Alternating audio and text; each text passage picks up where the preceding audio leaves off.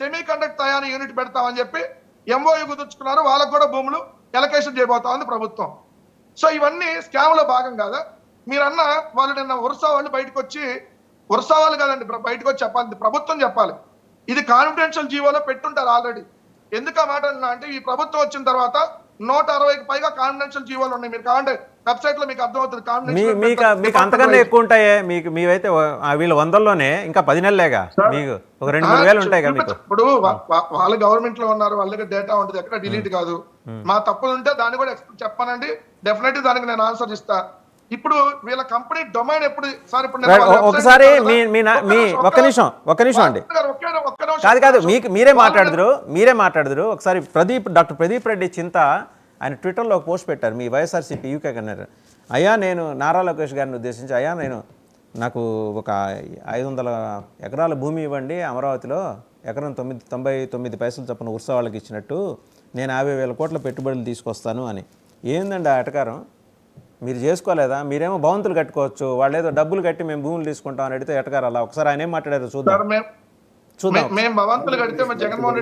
లోకేష్ గారికి, ఆంధ్రప్రదేశ్ మంత్రివర్యులు నారా లోకేష్ గారికి ఈ వీడియో ద్వారా నా చిన్న విన్నపం. నాకు కూడా ఒక 500 ఎకరాలు భూమి ఇస్తే 99 పైసలకు నేను కూడా తప్పకుండా 50,000 కోట్ల పెట్టుబడులు తీసుకుని వస్తాను. నేను కూడా చాలామందితో టచ్లో ఉన్నాను. వాళ్ళు పెట్టుబడులు పెట్టడానికి వాళ్ళు ఇష్టాన్ని వ్యక్తం చేశారు. కానీ నువ్వు భూమిని తీసుకొని రా 99 పైసలకు, తర్వాత మేము పెట్టుబడి పెడతామంటున్నారు. సో నాకు కూడా భూమి ఇవ్వవలసిందిగా నారా లోకేష్ గారిని కోరుతున్నాను. పాలసీలు క్రైటీరియా అంటారా, ఉర్సా లేకపోతే అర్సా వాళ్ళకి ఏ పాలసీస్ అయితే మీరు పెట్టారో అవే పాలసీస్ మాకు కూడా ఇంప్లిమెంట్ చేయాలని చెప్పేసి మేము కోరుతున్నాము. నాకు వైజాగ్లో రైట్ వెంకటరెడ్డి గారు విన్నారు కదా, అందరూ తయారవుతున్నారు ఇట్లాగా. ఆయన ఎక్కడో యూకేలో ఉన్నాడు, నేనైతే హైదరాబాద్ నుంచి వచ్చేస్తా.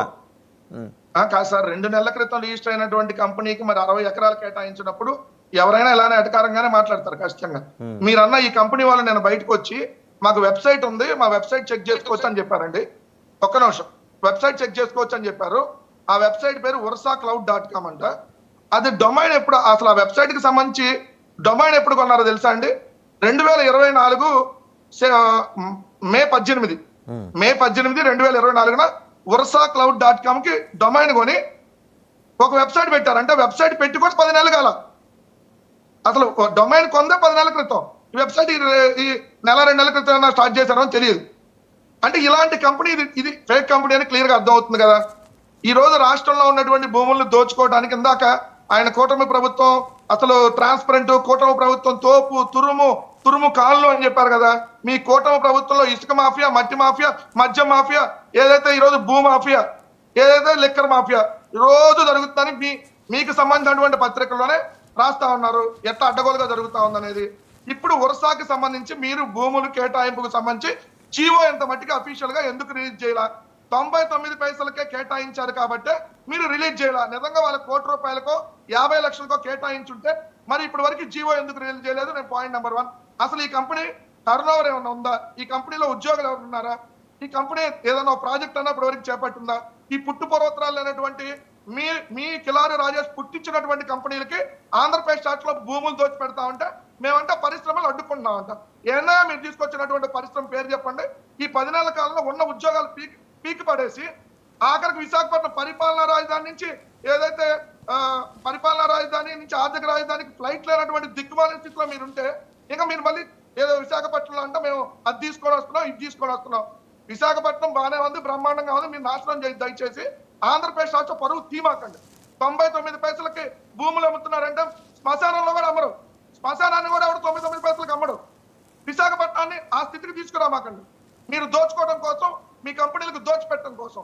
ఈ ఉరసాకి సంబంధించి ఖచ్చితంగా మీరు ఎందుకు ఇప్పటి వరకు తేలుకుట్టిన దొంగల్లాగా 164 మంది ఉన్నారు ఎమ్మెల్యేలు, ఎంపీలు ఉన్నారు మంది, ఒక కేబినెట్ మంత్రి ఇప్పటి వరకు రెస్పాండ్ కాడు, ఒక ఎమ్మెల్యే రెస్పాండ్ కాల. ఈ ఉరసాకి సంబంధించి ఎందుకు రెస్పాండ్ కాల? మీరు అంటే దోచుకున్నారు కాబట్టి, దీంట్లో పెద్దల తలకాయలు ఉన్నాయి కాబట్టి, వాళ్ళ బినామీ కంపెనీలు కాబట్టి మీరు ఇప్పటి వరకు బయటకు రాల. సో క్లియర్ గా ఈ రోజు ఆంధ్రప్రదేశ్ రాష్ట్రంలో కాస్ట్లీ భూములు ఎక్కడుంటే ఆ కాస్ట్లీ భూముల మీద ఈ గద్దలు, ఈ రాబందులకు కన్నుబడింది. మొత్తం సర్వనాశనం చేయాలి, రాష్ట్రాన్ని దోచుకోవాలనేటటువంటి తలంపుగా వెళ్తున్నారు కాబట్టి ఈ రోజు క్లియర్ గా వాళ్ళు అడ్డంగా దొరికిపోయారు. వారం రోజుల నుంచి దీని మీద దాదాపు 8-9 రోజుల నుంచి ఇష్యూ జరుగుతుంటే ఒక్కరంటే ఒకరు వచ్చి మాట్లాడలేదండి. ఒక్కరంటే ఒకరు వచ్చి మాట్లాడలా. మళ్ళీ మేమంటే పరిశ్రమలు అడ్డుకున్నాం అంటారు. మీరు పెట్టే బొకరా పరిశ్రమ